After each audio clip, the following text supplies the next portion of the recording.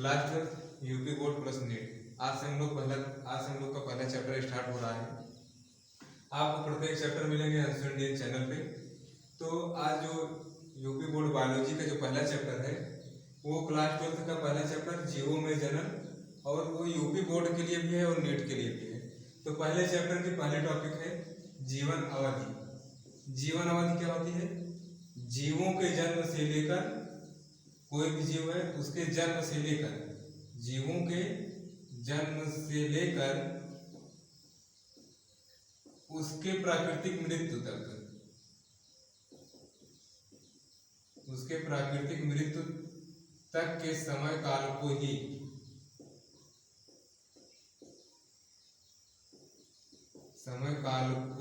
जीवन काल कहते हैं। देखिए, जीवन अवधि जीवों के जन्म से लेकर उसके प्राकृतिक मृत्यु तक के समय काल को ही जीवन काल कहते हैं। जीवन काल में क्या होता है? प्राकृतिक मृत्यु तक मतलब देखो, जीव है, कोई जीव है, उस जीव का जन्म से लेकर उसकी प्राकृतिक मृत्यु तक के। प्राकृतिक मृत्यु करने का मतलब यह है कि मृत्यु जैसे ये नहीं है कि आप अपने से आत्महत्या कर ले तो आपका जीवन काल हो गया। वो जीवों के जन्म से लेकर जो प्राकृतिक मृत्यु होती है, ऑटोमेटिक जो मृत्यु होती है, अपने आप की मृत्यु होती है, उसे कहते हैं जीवन अवधि या जीवन काल या लाइफ स्पेस। ठीक। अब देखिए, जैसे कोई जीव है, कोई जीव छोटा या बड़ा नहीं होता है। कैसे? अगर एक तोता है, तोते का जीवन काल 140 वर्ष होता है, और उसी तोते के बराबर एक कौवा होता है, और उसी कौवा का जीवन काल लगभग 15 वर्ष होता है। ठीक। अब जैसे बरगद का पेड़ है, बरगद का पेड़ कितने वर्ष तक जीता है? लगभग 400 से अधिक। बरगद का पेड़ जो होता है वो 400 से अधिक वर्ष तक जीता है। और लेकिन अगर बरगद के पेड़ की जैसे दिखने वाला आम का पेड़ है, लेकिन वो ज्यादा से ज्यादा 100 साल तक जीता है। तो ये जीव के लंबाई चौड़ाई पे निर्भर नहीं करता, ये उसके समय पर निर्भर करता है कि जीव के जन्म से लेकर उसके प्राकृतिक तक के समय काल को ही जीवन काल कहते हैं। तो देखिए, जीवन काल के बाद दूसरी टॉपिक हम लोग की आती है जनन एवं जनन के प्रकार। तो जीवन अवधि किसे कहते हैं? जीवों के जन्म से लेकर प्राकृतिक मृत्यु तक के समय के काल को ही जीवन काल कहते हैं। और अगला टॉपिक आता है जनन के प्रकार, जनन एवं जनन के प्रकार। तो जनन का पहले जनन का मतलब समझ लेते हैं। जनन यानी कि रिप्रोडक्शन, रिप्रोडक्शन जनन और प्रजनन दोनों एक ही है। तो जनन में क्या होता है? कोई भी जीव अपने जैसे नए संतान उत्पन्न करने की क्षमता रखता हो उसे जनन कहते हैं। यानी कि जीवों की ऐसी क्षमता जो अपने जैसे नए संतान उत्पन्न करने की क्षमता रखते हैं उसे जनन कहते हैं। जनन का मतलब, जनन के 3 प्रकार होते हैं। जनन इसलिए होता है ताकि पीढ़ी दर पीढ़ी बढ़ती रहे। निर्जीवों में जनन नहीं होता, इसलिए जैसे ये मार्कर है, अगर इस मार्कर को तोड़ दिया जाए तो क्या होता है? इसमें ये मार्कर दूसरा नहीं उग सकता, यानी कि ये मार्कर दूसरा नहीं पैदा हो सकता, क्योंकि ये निर्जीव है।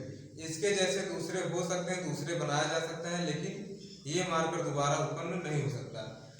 इसलिए जीवों में जनन होता है, सजीवों में जनन होता है, लेकिन निर्जीवों में नहीं होता। जनन जो होते हैं, जनन 3 प्रकार के होते हैं। सामान्यतः हम लोग 2 प्रकार के पढ़ते हैं, लेकिन एक और प्रकार भी होता है। पहला है अलैंगिक जनन। अलैंगिक या अलैंगिक दोनों एक ही हैं। दूसरा है लैंगिक जनन।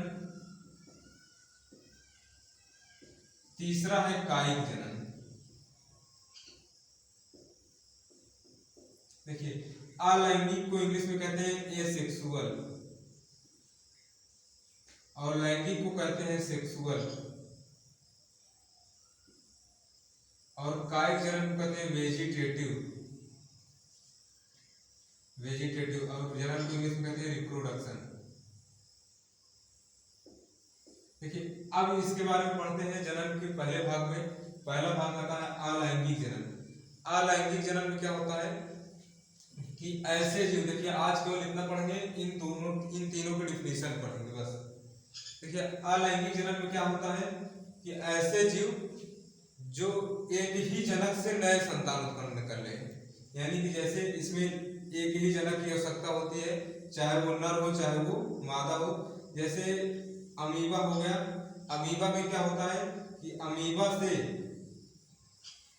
के जो सेल वाल होते हैं, इसके सेल वाल सिकुड़ने लगता है। सिकुड़ने के बाद सेल वाल कुछ इस तरीके से ऐसे सिकुड़ने लगता है, और सिकुड़ने के बाद उसमें जो डीएनए होते हैं, ये डीएनए दबने लगते हैं। दबने के बाद ये बाद में 2 खंडों में विभाजित हो जाता है। यानी कि अलैंगिक जनन क्या होता है, ऐसे जीव जिनमें केवल एक जनक की आवश्यकता होती है उसे अलैंगिक जनन कहते हैं। और ये इनसे उत्पन्न संतान अपने जनक के हूबहू होते हैं, और अलैंगिक जनन से उत्पन्न संतान को क्लोन भी कहते हैं। दूसरा आता है लैंगिक जनन। लैंगिक जनन वह जीव जिनमें नर व मादा दोनों की आवश्यकता होती है, यानी कि 2 विपरीत प्रकार के जनकों की आवश्यकता होती है। तीसरा होता है कायिक जनन। कायिक जनन में क्या होता है, इसमें पौधे के किसी भी कायिक भाग से, कायिक अंग या कायिक भाग से नए पौधे उत्पन्न कराना ही कायिक भाग कहलाता है। तो आज के लिए बस इतना ही। अगले टॉपिक में हम इन तीनों को विस्तृत से पढ़ाएंगे। तब तक के लिए थैंक्स।